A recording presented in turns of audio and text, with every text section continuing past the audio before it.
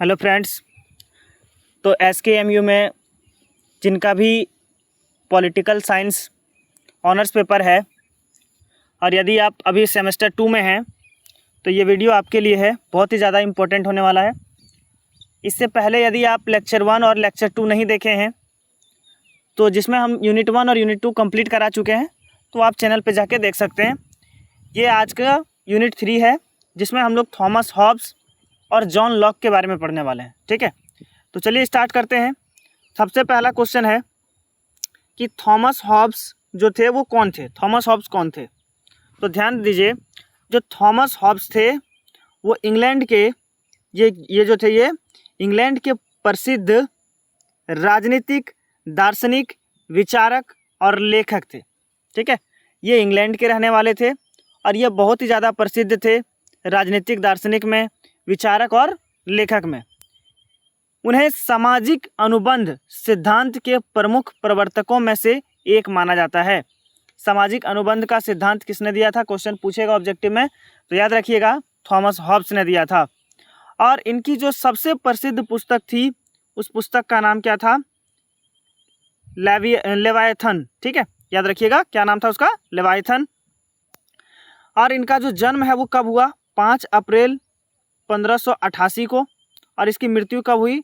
4 दिसंबर 1679 को। ठीक है, ये बातें आपको याद रखनी है। इसके बाद देखते हैं कि थॉमस हॉब्स से और कौन से क्वेश्चन बन सकते हैं।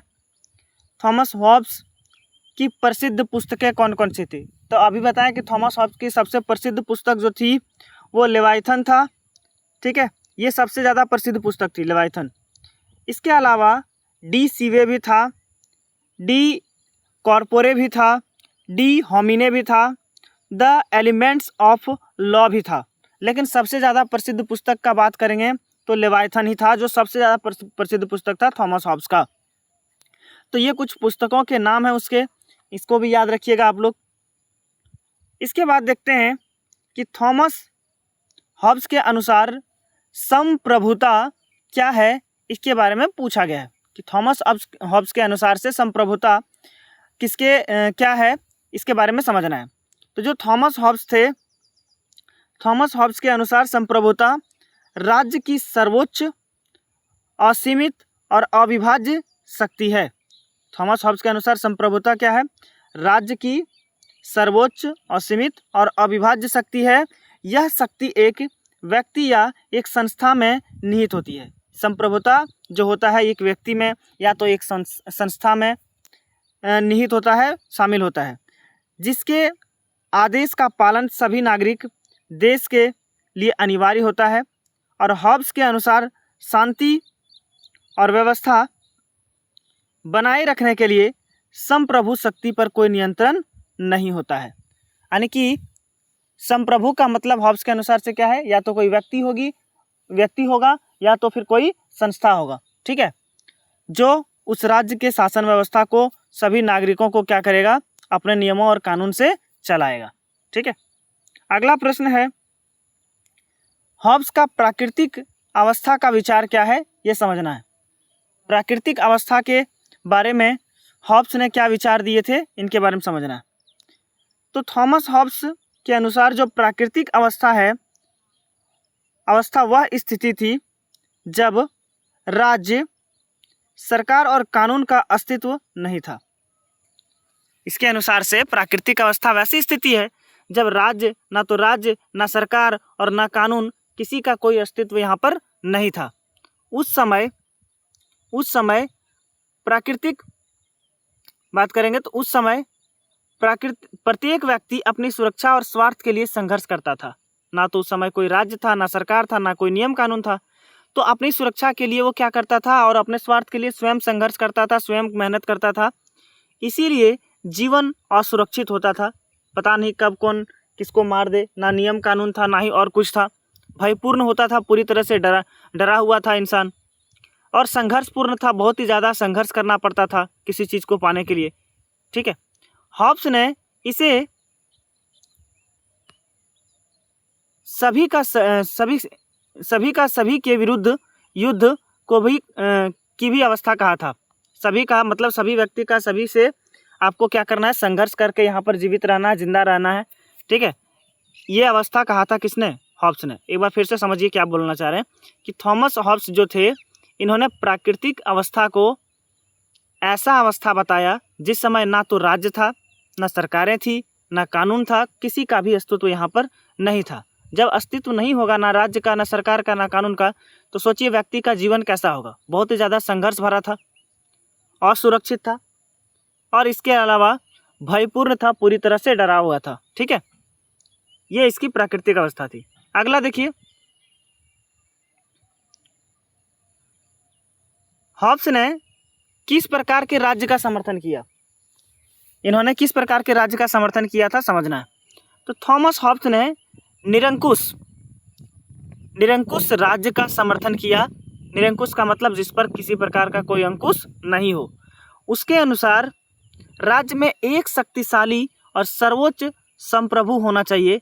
इनका कहने का मतलब है कि पूरे राज्य में एक ही आदमी ऐसा हो जिसके पास पूरी शक्ति हो, जिसकी शक्ति असीमित हो, ताकि शांति, सुरक्षा और कानून व्यवस्था बनाए रखी जा सके।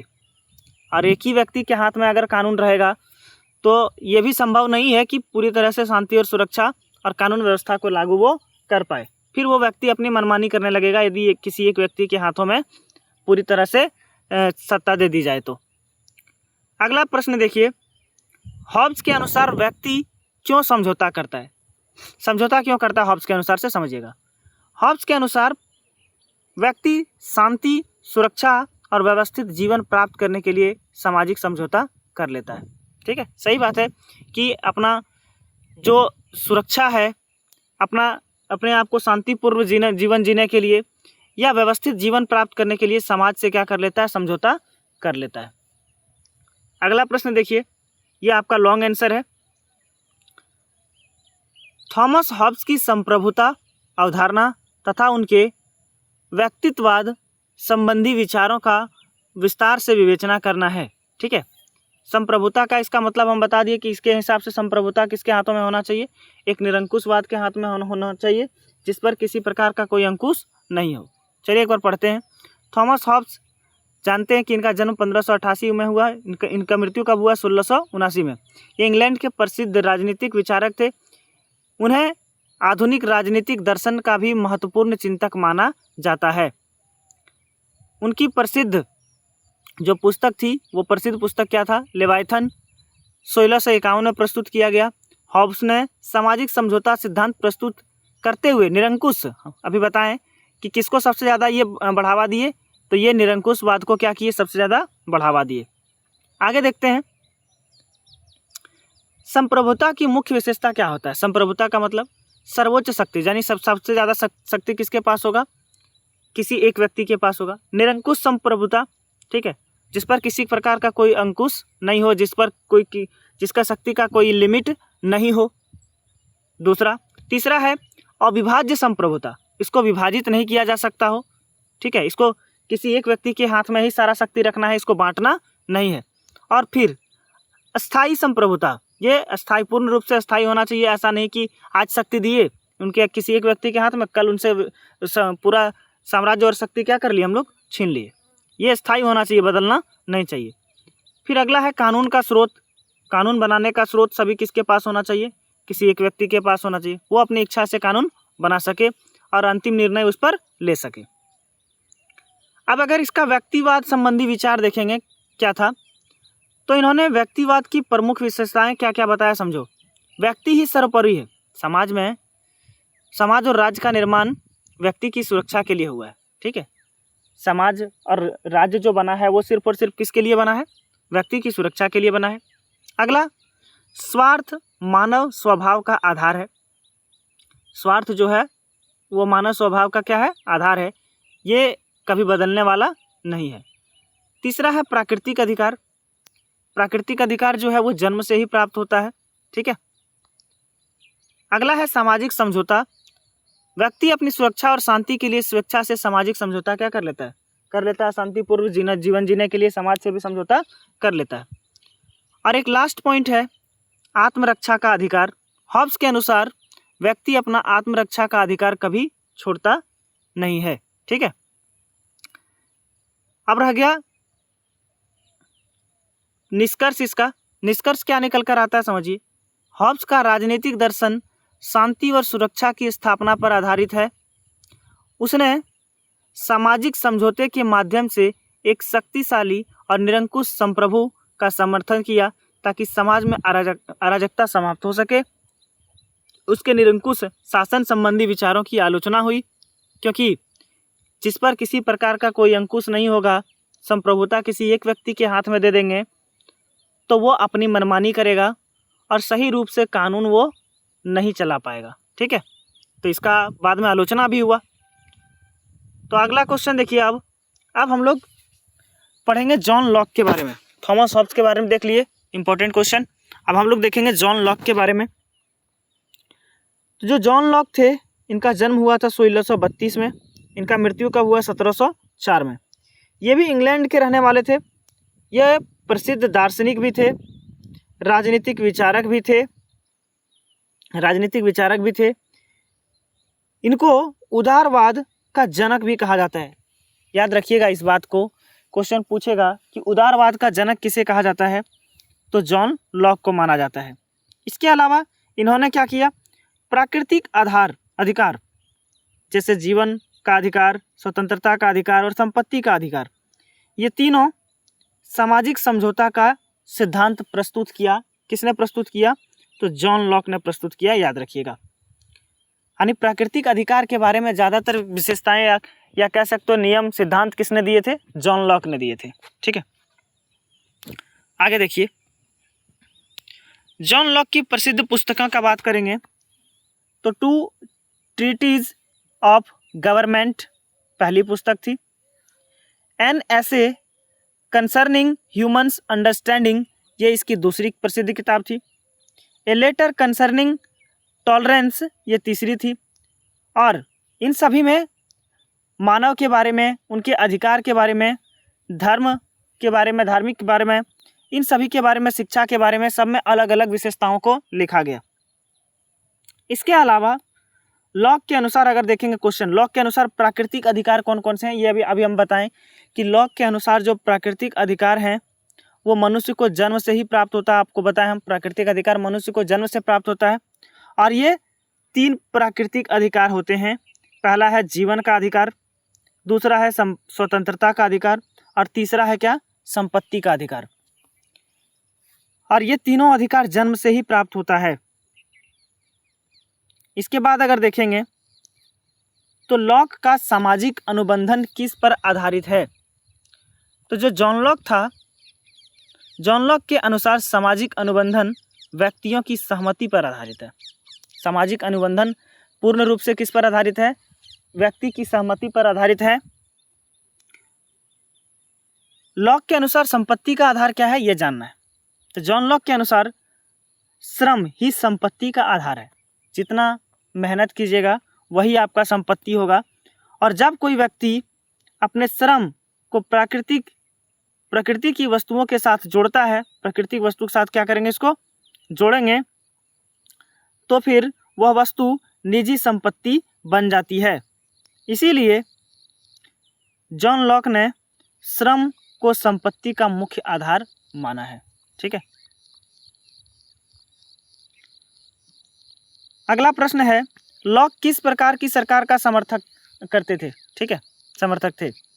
किस प्रकार की सरकार का समर्थक करते थे ये? तो जॉन लॉक संवैधानिक सरकार का समर्थक थे। ये जहाँ पर संविधान से कानून संचालन हो, संविधान के द्वारा राज्य को चलाया जाता हो, और उसके अनुसार सरकार को जनता की सहमति से कार्य करना चाहिए। उसका मुख्य उद्देश्य जैसे जीवन, स्वतंत्रता तथा संपत्ति जैसे प्राकृतिक अधिकारों की रक्षा करना है। ये याद रखिएगा, संवैधानिक सरकार का ज़्यादातर समर्थक थे जॉन लॉक।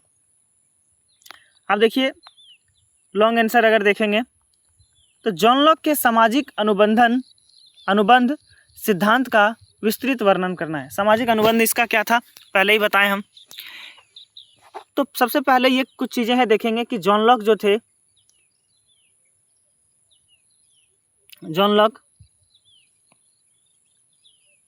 जिनका जन्म 1632 में हुआ, 1704 में इसकी मृत्यु हुई।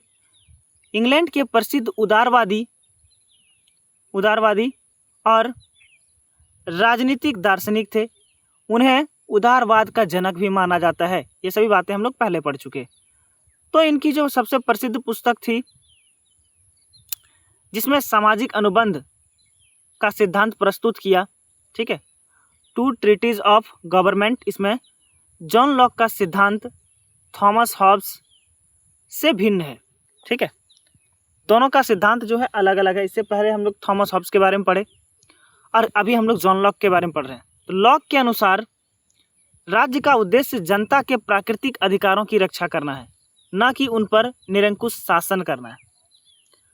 हॉब्स ने बताया था कि पूरी सत्ता किसके हाथ में होना चाहिए, एक निरंकुशवाद के हाथ में होना चाहिए, जबकि जॉन लॉक का मानना है कि कोई भी सिद्धांत अगर बनाते हैं तो वो उसके प्राकृतिक अधिकारों की रक्षा करने के लिए है, ठीक है, ना कि निरंकुश शासन करने के लिए। अगर अवस्था का बात करेंगे निरंकुश शासन का, तो प्राकृतिक अवस्था जो होती है लॉक के अनुसार, ठीक है, तो लॉक के अनुसार प्राकृतिक अवस्था शांति, समानता और स्वतंत्रता की अवस्था थी।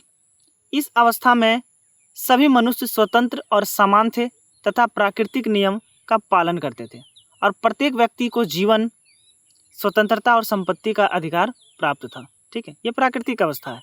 ठीक है, जितने भी पहले की अवस्था बात करेंगे, चाहे शांति, समानता, स्वतंत्रता की अवस्था थी, इस अवस्था में सभी मनुष्य स्वतंत्र थे, प्राकृतिक नियम का पालन करते थे और प्रत्येक व्यक्ति को ये तीन अधिकार स्वतंत्रता का प्राप्त था, जीवन का, स्वतंत्रता का और संपत्ति का। आगे देखिए, अगर प्राकृतिक अवस्था का बात करेंगे तो प्राकृतिक अवस्थाएं क्या थी समझिएगा। तो प्राकृतिक अवस्था क्या थी? प्राकृतिक अवस्था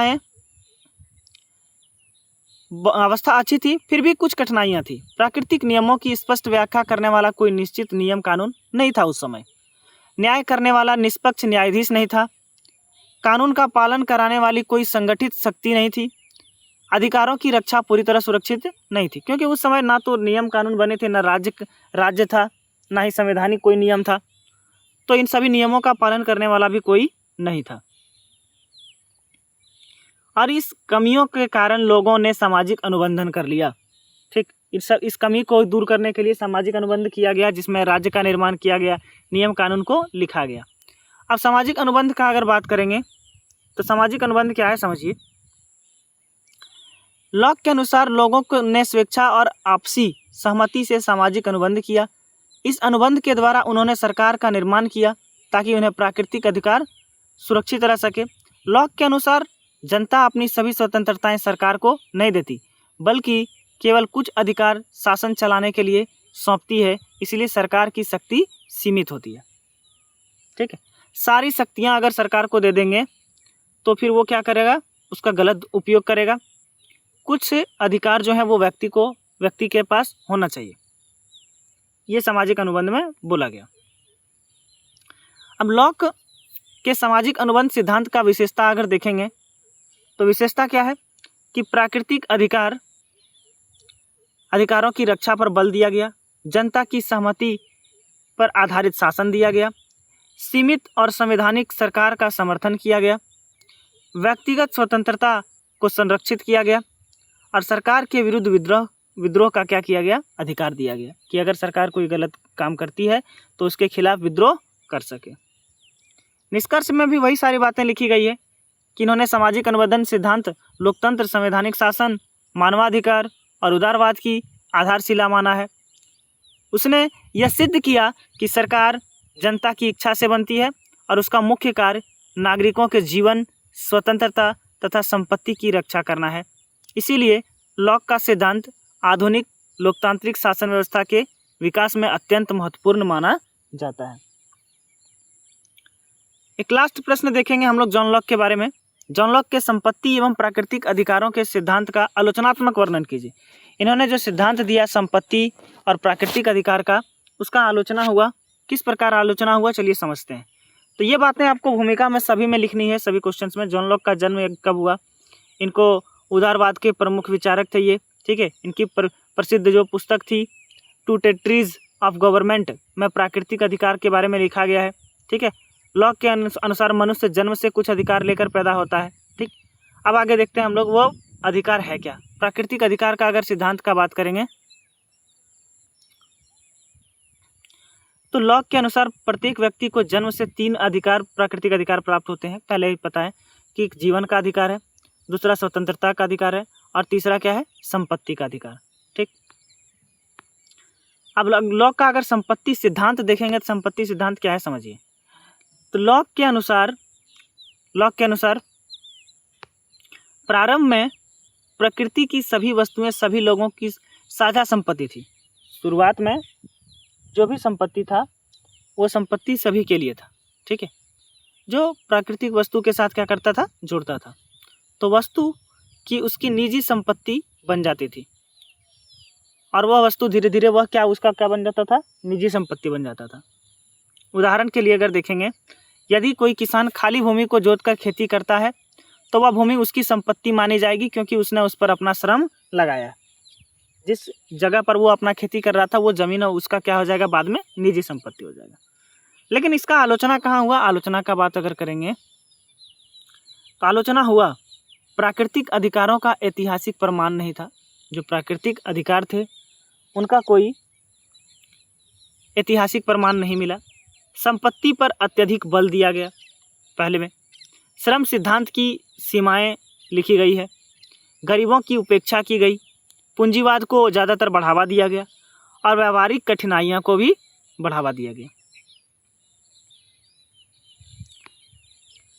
इस प्रकार हम लोग थॉमस हॉब्स और जॉन लॉक से आने वाले इम्पोर्टेंट क्वेश्चन को कर लिए। आप लोग पूरा वीडियो देख तो लेते हैं लेकिन लाइक और शेयर नहीं करते हैं। कम से कम अच्छा लगे तो कमेंट ज़रूर कर दीजिएगा। धन्यवाद।